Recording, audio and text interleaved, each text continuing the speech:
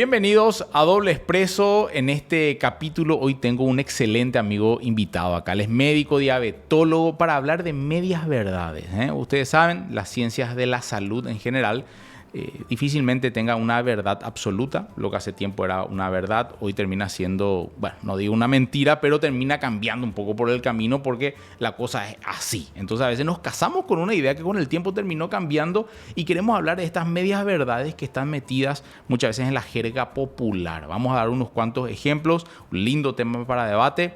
Así que, doctor Andrés Jiménez, yo te voy a decir Andrés nomás, médico diabetólogo, docente, crack. ¿Cómo era? Docente, todo, un capo total. ¿Cómo andamos? ¿Cómo estamos, David? Bien, bueno, bien. Gracias por la invitación. Sí, buenísimo, espectacular. Vos estás acostumbrado a hacer podcast, estás acostumbrado a esto. No te pone nervioso nada, oche. Bueno, ¿sabes qué, Andrés? La idea es debatir sobre algunos puntos. Y el primer punto que me gustaría es que hay un tema que está muy metido dentro de la jerga popular, es el comer el comer saludable es muy caro, dicen. Y el profesional de la salud a veces dice, no, comer saludable es muy económico, es mucho más barato. Y la gente te dice, no, pero comer saludable es caro. ¿Quién tiene la verdad? Hay verdades a media, hay matices, hay blancos o negros. ¿Cómo viene la mano? Bueno, yo creo que es más caro. No sé qué vos pensás. Y depende, ¿sabes? El famoso depende. Pero ¿sabes por qué te digo? Por ejemplo, si una familia come delivery el lunes a viernes, te reí, es más caro. Pues, me estoy riendo porque probablemente es una realidad que se aplica. O claro. sea, comemos delivery porque no hay tiempo. No hay tiempo. No hay tiempo de cocinar. Y si vos sos de los que come arroz y fideo todos los días, y arroz, fideo, tortilla, y empezás a comer saludable, claro que te va a salir más caro migrar de esa alimentación a algo saludable. Pero si migras del delivery, la pizza, papa frita, hamburguesa y asado, alcohol, a una alimentación saludable, posiblemente te salga más barato, ¿verdad? Yo creo que de todas las aristas que podemos ver es más caro. Te explico una situación. Yo tengo pacientes que aquí no es muy popular lo que vas a decir. Que tienen nivel, digamos, económico. O sea, es más accesible para ellos una dieta equilibrada y saludable y otros que no. Depende mucho de la profesión, de la familia, de la cantidad. Depende mucho de a qué yo me dedico. Te cuento rápidamente la experiencia de un paciente. Él es constructor. Y él me decía, mira, doctor, yo no tomo ni agua, ¿verdad? Porque yo me subo al andamio a las 9 de la mañana y me bajo a las 4 de la tarde. Entonces, ¿yo qué hago? Me decía, yo compro harina en suelto encima, inclusive aceite se vende en suelto. Y le pongo un poco de sal, un poquito de cebollita verdeo. Sí. Y ya armo 20, 30 tortillas. Él come eso y se va. Eso cae pesado, es rico. ¿Por qué es rico? Tiene grasa. Sí, mito, claro, no. A mí me encanta. La tortilla me encanta. Claro, sal, grasa, aceite, claro, harina. Yo creo que a todos. Entonces eso les sale más barato. Otra realidad es que en una casa de familia tienen 5, 6, 7 hijos. Y el bebé, el niño llora y ya le meten un pan. Es más barato el pan. Claro. Es más barato comprar por kilo en los supermercados y te sale más barato y sacia, o sea, llena y es rico. O sea, cómo entonces cambiamos lo que es el paladar, o sea, cómo va disfrutando el niño. Cuando el niño empieza a tener contacto con el azúcar, el primer contacto, ya empieza el proceso de adicción a los ultraprocesados y a lo dulce. Bueno, ahí suena fuerte lo que decís, pero es así. La palabra adicción pues, en alimentación es medio sí, fuerte, ¿verdad? Pero sí, las grandes guías ya hablan de una dependencia para el estado de humor, para muchas cosas, el consumo del azúcar, por ejemplo. Entonces, cuesta en el sentido de que una dieta mediterránea, por ejemplo, rápidamente podemos citar pescado, por ejemplo. El pescado en nuestro país es caro. Ahora imagínate, no tenemos salida al mar y tenés que comer salmón 2 veces a la semana, olvídate. Y sí, entonces eso se vuelve realmente no sé si una utopía, pero un tipo de pensamiento que debemos adaptar. O sea, que ¿en qué sentido es más barato o en qué sentido es más caro? Bueno, le enseñamos a hacer una dieta equilibrada, donde hay más frutas y verduras. La fruta no llena, la fruta está carísima. Imagínate el aguacate. Sí, son políticas de Estado de que de acuerdo a la estación se vuelve más accesible o no una fruta o inclusive las verduras. Bueno, ahí viene el tema que decir que no vamos a entrar en tanto detalle, pero la vez pasada me fui a comprar aguacate y me sale 73.000 guaraníes el kilo de aguacate. Y vos le querés meter una ensaladita de aguacate porque es una fuente natural y buena de grasas y terminás pagando lo que te va a comer una familia por 2 días. Entonces, hay que entender, depende de a qué se le llama comer saludable. Porque también hay gente que te dice, no, yo quiero mi tortita de avena con aceite de coco, con cacao en polvo y con aceite spray en aerosol. Viejo, te va a salir carísimo esa tortita de avena. Pero hay personas que están dispuestas a pagar porque les hace bien. Entonces para ellas, que comen luego muy mal y mucha comida, mucha chatarra, mucho delivery que te sale caro, y migran a esta alimentación, obviamente terminan siendo para ellos un poco más barato. Y el ejemplo del constructor que decía, ¿verdad? Migrar a una alimentación más saludable para él va a ser más caro. Entonces, depende de dónde venís. Si tu alimentación es muy económica, muy de la harina, el fideo, el arroz, obviamente empezar a comer mejor te va a ser más caro. Si venís de una alimentación para un poder adquisitivo elevado, donde vos tenés mucho asado, mucha farra, mucha salida, mucha vida social, mucho nocturno, que el sushi, que esto, que aquello, empezar a comer mejor te va a salir más barato. Para mí es dependiendo de dónde venga. Lo que no creo es que tenemos que tomar esta postura de si es más barato o no, es mucho más caro. Hay un contexto que analizar. Así es, lo del constructor, yo te decía, la poca ingesta de agua, ¿por qué? Sí. Porque él subía en el andamio y se bajaba recién a las 4 o las 5 de la tarde. Y él me decía, no tomo agua, no tomo líquido, doctor, como me estás recomendando, porque no me puedo bajar todo el tiempo del andamio para orinar. Claro. Entonces son muchas cosas, muchos hábitos, muchos conceptos también. Sí. O sea que esto se trata también de concepto, de qué es lo que... Por eso hacemos esto, por eso estás con este proyecto de podcast para llegar a la población, a la comunidad y cambiar el concepto. Entonces, como decía, cuando ya empieza a cambiar el concepto de la buena alimentación, probablemente vamos a hacer ya un pequeño esfuerzo. Pero si no tenemos el concepto y pensamos luego que esto es una utopía o que esto no sirve como dieta saludable o no sabemos lo que es una dieta saludable, entonces pocas veces vamos a migrar a algo mejor. Totalmente. Bueno, eso es un tema, como siempre digo, con sus matices y sus verdades a medias. No hay verdades absolutas en este tema. Segundo punto. La diabetes se cura dejando los carbohidratos. Eso es lo que se instaló, se dice...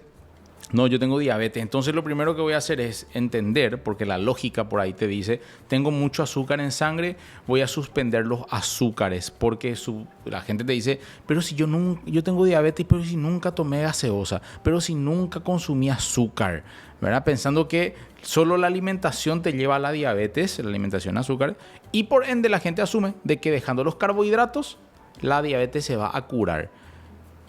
Yo creo que es un error garrafal pensar que dejando los carbohidratos se va a curar. Esa palabra cura en medicina luego es una palabra un poco complicada de usar. ¿Vos qué opinas? Bueno, primero, como decías, cura. Todavía no podemos aplicar esa palabra específicamente en diabetes. Hay proyectos, estudios ya de que hablan de algunos medicamentos, inclusive inyecciones que previenen la diabetes y otros medicamentos que curan. Pero eso no es todavía aplicable hoy día. Bueno, los carbohidratos son una fuente de energía. Nosotros, el paciente con diabetes, ¿qué pasa? Entra, a medida que la enfermedad progresa, la insulina, que es la principal hormona anabólica. ¿Qué significa anabólica? Es la que te da fuerza, la que aumenta el trofismo, el músculo, la que te hace ganar masa muscular.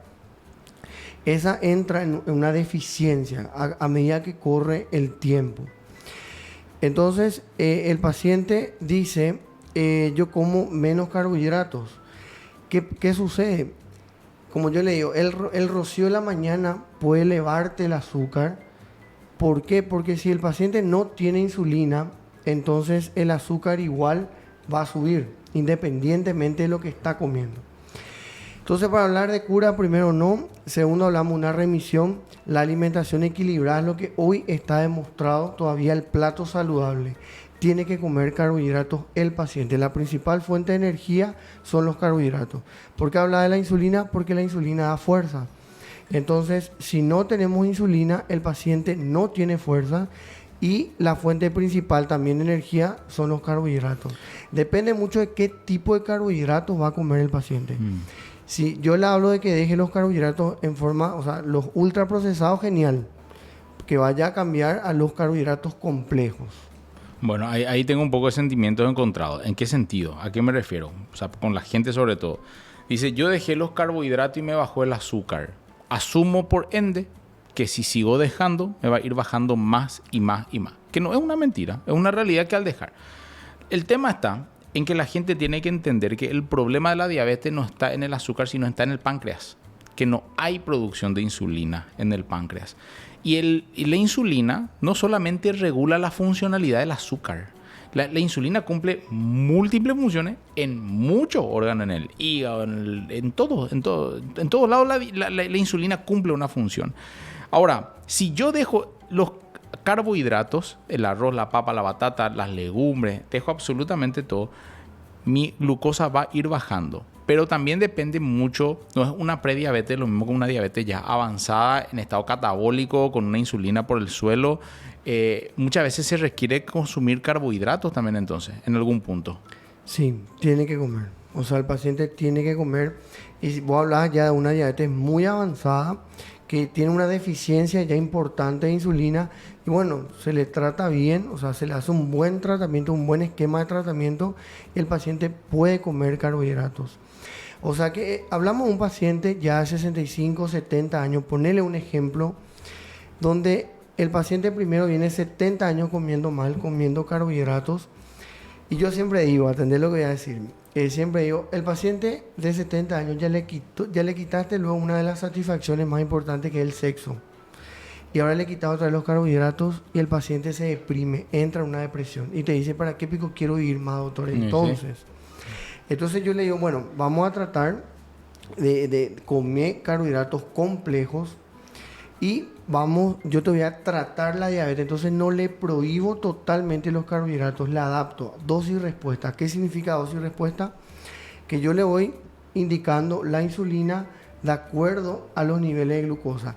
Si come un poco más y veo que está comiendo bien carbohidratos complejos, pero ahí anda subiendo el azúcar, entonces yo le aumento la dosis nomás de la medicación y ahí vamos negociando con la medicación. Igual. Hay veces que hay gente que está en contra. Claro, bueno, no, para mí lo que decía es tal cual, pero digo, vamos a suponer, vamos un poco más antes de esa diabetes descompensada. Una persona que te dice, mira, me salió la glucosa 108, 107, un poco de hígado graso, mi glicada límite, estoy ahí.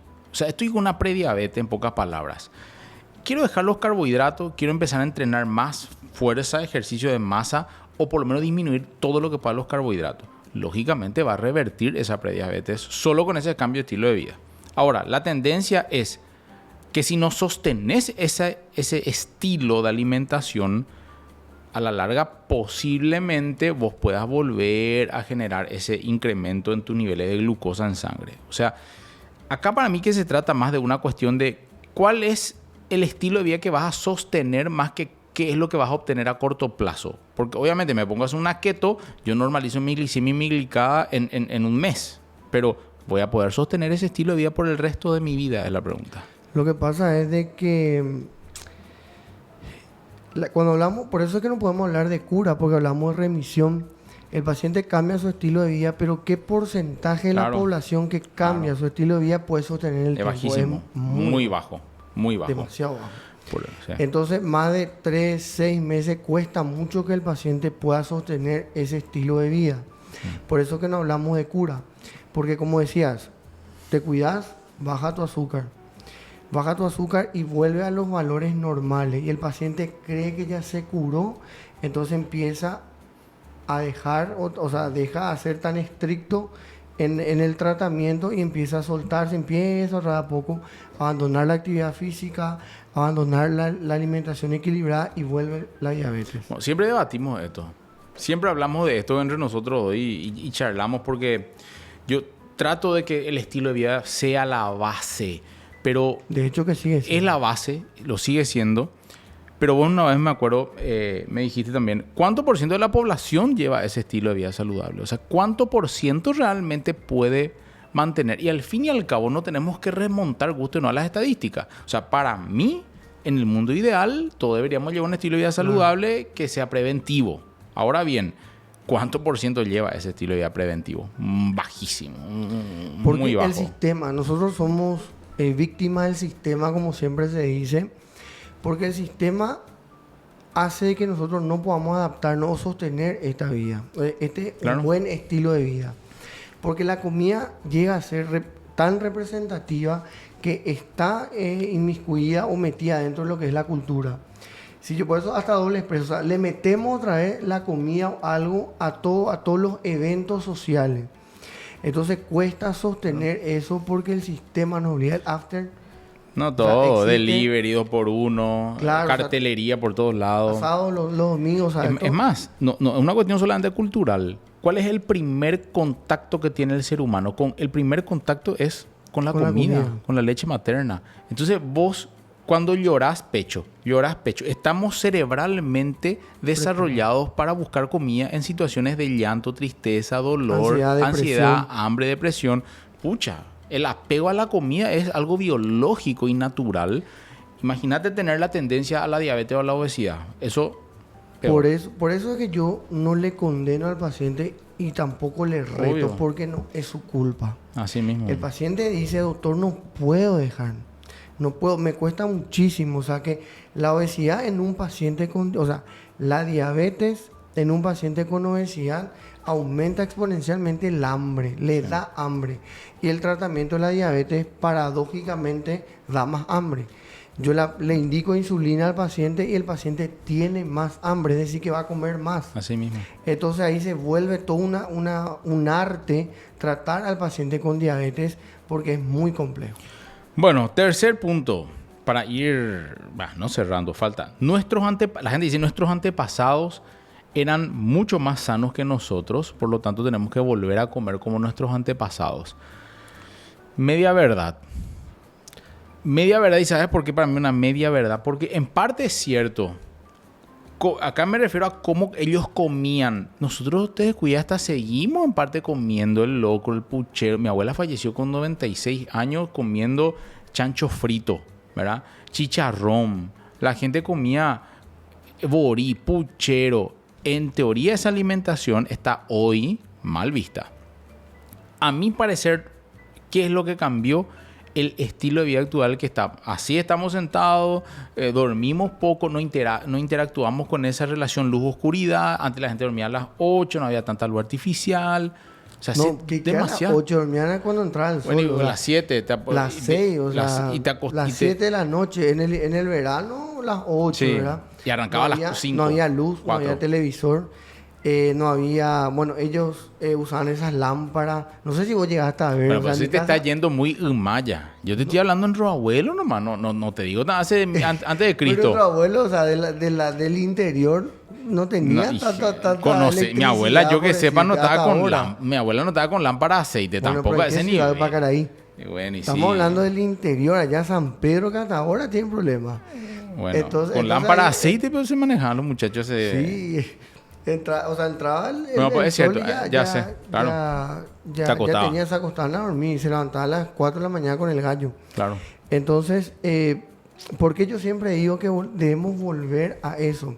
Vos dijiste verdad o media verdad. Bueno, yo digo verdad, pero un poco más atrás. O sea, nuestros ancestros. Nosotros éramos nómadas. El nómada iba y cazaba, por eso las frutas son estacionales. Porque uno llegaba, ¿y qué había en ese momento? En el invierno había mandarina, naranja, probablemente pomelo. Si yo te digo, bueno, la mandarina, ¿a qué mes del año asociar? ¿O a qué estación? Probablemente me va a decir otoño-invierno. Entonces, eran más calóricas probablemente las frutas por la estación. Pero eran frutas estacionales. Entonces, los nómadas iban migrando y encontraban un cierto tipo de alimentación y luego seguían, pero ellos caminaban. hacían actividad física. La mandarina de hoy no es la misma mandarina de aquellos, o sea, la banana original. No, jamás. Yo creo que hice una historia, encontré una banana original. ¿En serio?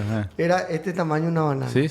Entonces, cuando decimos debemos consumir mucha fruta y verdura, hablamos de ese tipo de fruta. A veces una banana representa 3 frutas. Exacto. Y de hecho es así, ¿verdad? Sí. Entonces, en Estados Unidos, una manzana te dura 2 meses. Vos ahí, roja, rutilante. La manzana probablemente pues está genéticamente modificada y tiene algún producto que hace que se pueda conservar más. Así mismo. Entonces, esa es la verdad a media que vos decís. Y sí, y otra, el ejemplo que vos decías, se movían más. Ellos se alimentaban con un plato más calórico porque hacían más actividad física. ¿Qué tipo? O sea, el tipo de trabajo que tenían. Nuestros abuelos, que tenían granja, que eran del interior, entonces ellos comían un locro a las 9 de la mañana, bien calórico, bien hipercalórico, y se iban a carpir. Se iban al campo y volvían a las 4 o las 5 de la tarde. Te doy el ejemplo de lo que me pasa a mí ahora. Yo digo, pucha, espera un poco. No, tampoco. Bueno, para eso más o menos quiero llegar. Yo me voy a entrenar, viejo. La avenita, que el huevito revueltito, que el aceite en aerosol. Le meto toda la onda al mundo y le pongo onda al entrenamiento. Y yo le veo al albañil, que quiero tener el físico del albañil que está trabajando ahora conmigo. Yo quiero tener su físico. Y yo digo, espera un poco, ¿cómo labura el tipo? El tipo a las 6:30, 7 ya está en la obra, le mete 2, 3 empanadas, unas tortillitas y no, eso tapioquita, su avena. ¿Por qué no crees que el constructor, o sea, el albañil me decía? Por el trabajo de fuerza que hace. Come las empanadas y prefiere. Decime. No, yo te pregunto. Digo nomás, y el tipo está como quiere, o sea...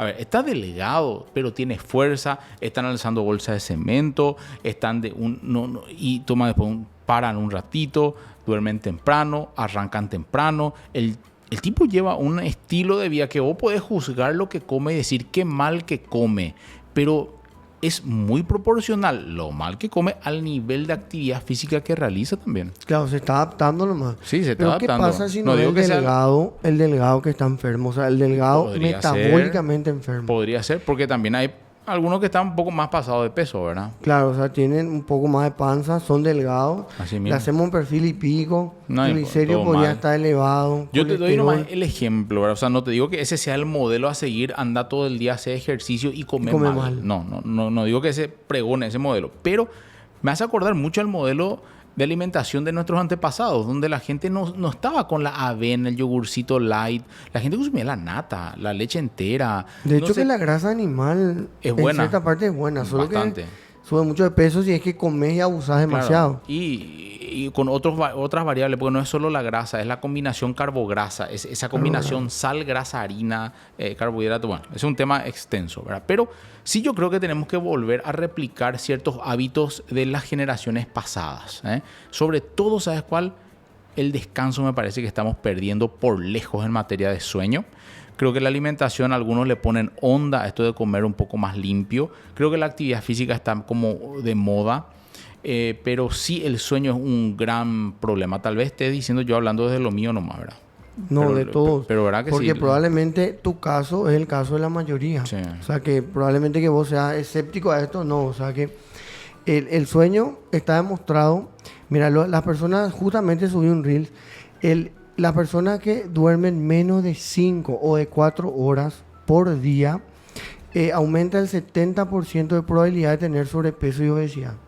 O sea, hay una desregulación hormonal que el paciente tiene más hambre. O sea, que yo lo que quiero que podamos salir es seguro que el paciente realmente tiene más hambre. No es que inventa. Sí. No, es cierto. O sea, con esta desregulación hormonal, el paciente tiene más hambre y por ende va a comer más. El que duerme poco y tiene si no más come, hambre. Va a estar depresivo, histérico, nervioso, impaciente. Cosa que una paciente, con esto cerramos este tercer punto, me dijo antes de ayer, me dice, tiene 16 años, está de vacaciones y demás, duerme a las 5:30 de la mañana. ¿Cómo le digo? A las 5:30 de la mañana se acuesta a dormir, se despierta a las 4 de la tarde. Y me dice, ¿por qué engordo? Porque yo hago un plato de comida nomás. Almuerzo un plato grande a las 4:30 de la tarde. Y luego, antes de dormir otra vez, antes de estar ahí en mi teléfono a las 11, 12 de la noche, un dulcecito, algo así.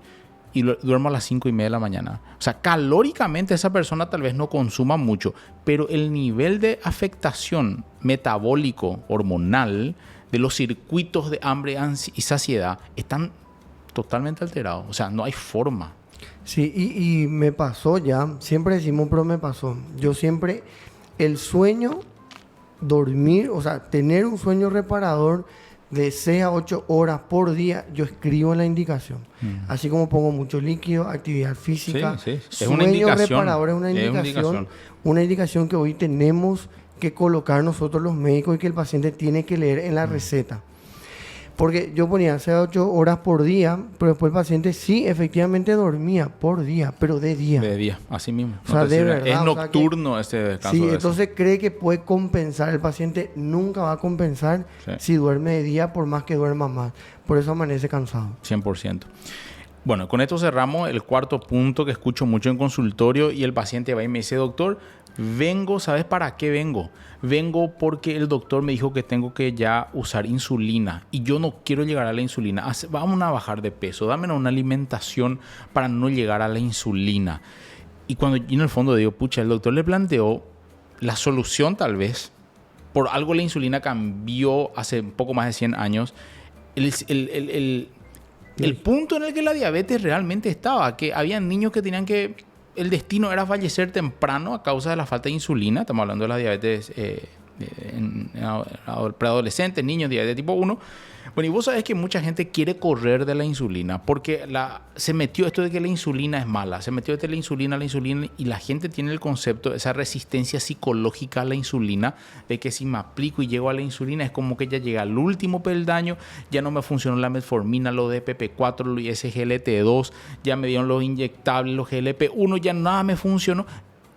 Me voy al último peldaño, me voy a la insulina. Después de eso me queda morir. ¿Qué es lo que nosotros estamos haciendo? Pero existe esa realidad, sí, existe. ¿Qué es lo que nosotros estamos haciendo ahora? El uso temprano de insulina es un fracaso, así como también... llegar tarde. Sí, así como también llegar tarde. El uso de la insulina es un fracaso en el tratamiento de la diabetes. ¿Por qué?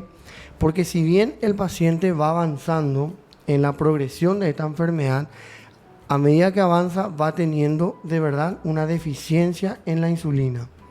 O sea, el paciente de verdad produce menos insulina. Y al producir menos insulina, el tratamiento se basa en insulina. Pero eso es una parte, había sido, de la enfermedad. Porque así como decía que la insulina tiene receptor en todo el cuerpo, es lo mismo. No solamente metaboliza las grasas, proteínas y glucosa, sino que también tiene varias funciones.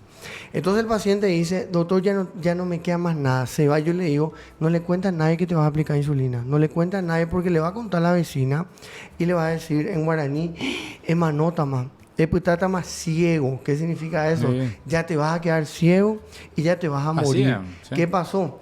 Anteriormente había mucho miedo de los médicos a indicar insulina porque hacían hipoglucemia y el paciente moría por no saber administrar el tratamiento.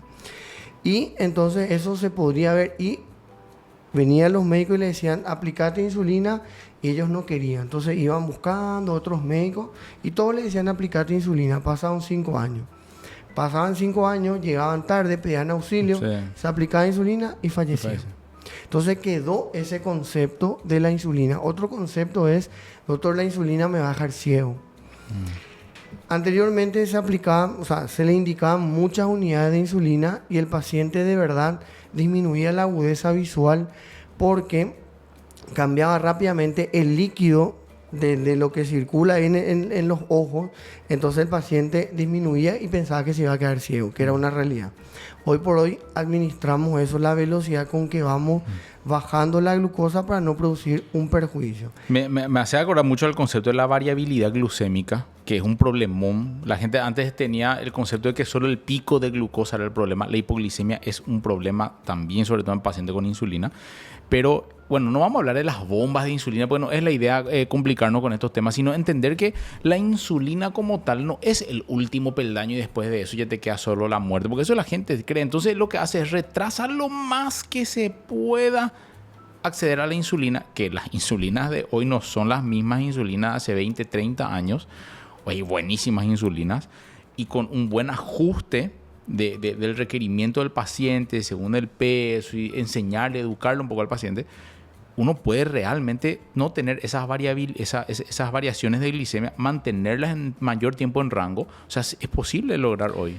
Sí, menos del 80% de los pacientes que están tratados no tienen lo que se llama tiempo en rango. ¿Qué significa este término?